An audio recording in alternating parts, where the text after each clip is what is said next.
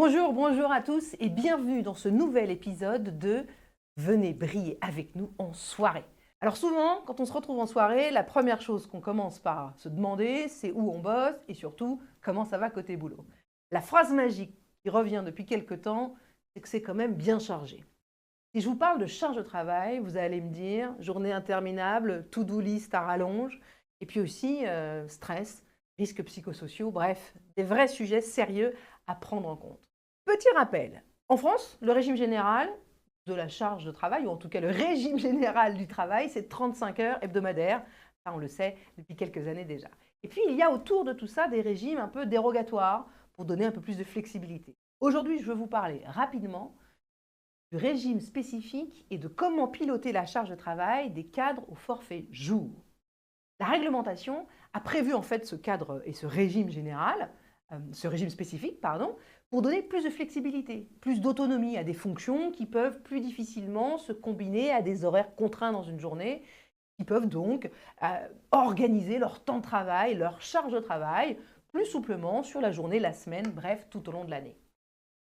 Les collaborateurs au forfait jour, comme son nom l'indique, devine, sont régis donc par un nombre de jours travaillés dans l'année et non plus un nombre d'heures dans la semaine. Donc la réglementation, que prévoit-elle? Elle prévoit 218 jours maximum travaillés dans l'année. On creuse un peu, on se rend compte que ça peut aller jusqu'à 235 jours à condition que le différentiel ait été compensé soit par de la rémunération, soit par de la récupération à un autre moment. D'accord?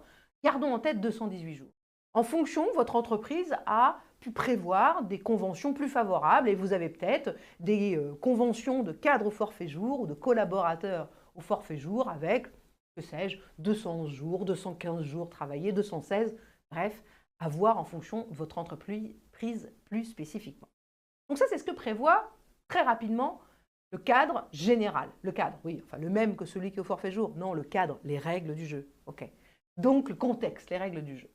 Qu'est-ce que prévoit plus précisément la réglementation? En termes de repos hebdomadaire, eh oui, le week-end? Non, pas seulement le week-end. Le dimanche. Ce qui est retenu par la réglementation, c'est que vous avez droit à un jour, minimum, un jour de repos hebdomadaire le dimanche. Très bien. Ce qui va être aussi pris en compte, c'est que vous avez droit évidemment à des congés payés. Également à des RTT, les fameux RTT, pour compenser. Vous avez aussi, comme tout le monde, droit à des jours fériés. Et les jours fériés vont dépendre d'une année sur l'autre, leur nombre va varier, certains vont tomber peut-être le dimanche, en fonction des années. Donc si on prend toutes ces composantes-là, on va avoir la formule, et non pas la mormule, la formule très compliquée qu'on a ici. Évidemment, elle n'est pas du tout compliquée. La base, c'est quoi? Le nombre de jours dans l'année, 365. Ah, parfois 366. 365 ou 366 jours. Le nombre de jours de repos hebdomadaire, donc le nombre de jours fériés, le nombre de jours de congés payés et enfin le nombre de jours de RTT. Avec tous ces éléments dans la formule, vous retombez sur du coup le nombre maximum de jours travaillés dans l'année. Ce qui veut dire donc qu'on part du principe que vous prenez tous vos congés sur l'année, tous vos RTT sur l'année. Important si on veut s'assurer que vous respectez bien cet équilibre-là. Qu'est-ce que va prévoir d'autre la réglementation? Eh bien, la réglementation, elle dit « Ok, moi je suis ok, banco, je t'offre plus de flexibilité, je ne te soumets pas aux 35 heures hebdomadaires, mais à toi, employeur, à toi, manager, du coup, de t'assurer que cet équilibre-là est respecté.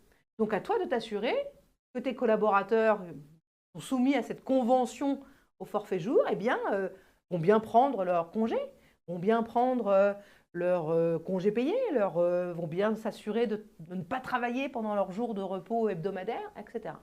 Et donc la charge est sur l'entreprise et donc sur les managers aussi de s'assurer que le collaborateur, dans ce cadre dérogatoire de la convention au forfait jour, respecte ses obligations. Petit exemple, repos le dimanche, pourquoi pas? Si vous écrivez un mail à 4 heures de l'après-midi parce que vous prenez un moment pendant que les enfants jouent au foot en train d'organiser votre semaine, que donc vous passez un moment à travailler, vous envoyez 2-3 emails, ça vous fera tout de suite être prêt pour être au boulot très opérationnel de très bonne heure le lundi matin. Eh bien, si vous faites ça, ou si pendant votre journée de congé, par exemple, ou vos vacances, vous vous connectez 1 heure ou 2 à telle réunion que vous ne voulez pas louper, à telle intervention client, vous présentez à distance un élément que vous souhaitez présenter vous-même, eh bien pendant que vous faites ça, devinez, Et oui, vous bossez, vous travaillez. Et donc, si vous travaillez un dimanche, si vous travaillez pendant vos congés, par définition, ça n'est plus forcément un congé ou un jour de repos hebdomadaire. Donc c'est là où ça va être plus compliqué pour l'entreprise et pour le collaborateur de s'assurer qu'il y a un respect, on va dire, le plus strict possible, en tout cas en tendance à ne pas systématiquement mélanger jour de repos et travail ou jour de congé, d'absence et travail, pour respecter du coup cet équilibre et retomber à la fin de l'année sur nos fameux 218 jours prévus par la réglementation maximum. Vous me suivez? Du coup, la difficulté, c'est ça. Enfin, la réglementation a prévu que le collaborateur puisse faire le point, doivent même faire le point, au moins une fois par an, dans le cadre d'un entretien annuel individuel formalisé. Formalisé, ça veut dire il en reste des traces, on écrit des choses, d'accord? On ne se parle pas juste en face de la machine à café. Donc, un entretien annuel individuel formalisé, pendant lequel le manager, et donc à travers lui l'entreprise, va s'assurer avec le collaborateur qu'il y a un bon respect de ce cadre un peu dérogatoire. Et donc qui oblige l'entreprise et le manager à aborder 4 thématiques précises. Les 4 thématiques sont carrément citées dans l'article, regardez là. Donc on ne peut pas y échapper. La première de ces thématiques, c'est évidemment la charge de travail du salarié. Comment l'évaluer, comment la questionner, évidemment.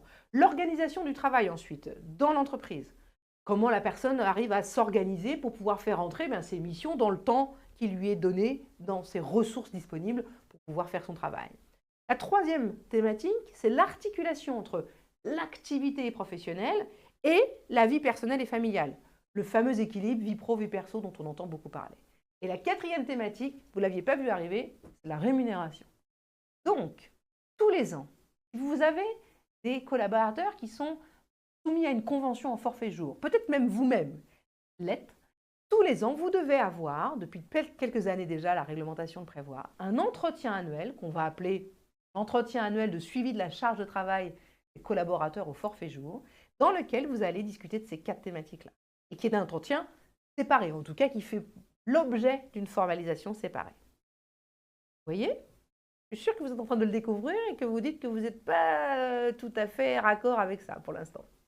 Donc bref, ça tombe bien, on est encore en début d'année, il n'est pas trop tard pour les organiser. Si vous avez des collaborateurs au forfait jour dans votre entreprise, assurez-vous qu'ils ont bien, une fois par an à minima, un moment d'échange formalisé avec leur manager pour aborder ces 4 thématiques-là et ainsi s'assurer que vous pouvez piloter au mieux l'équilibre qu'il y a entre le respect de la réglementation et la réalisation de leur mission.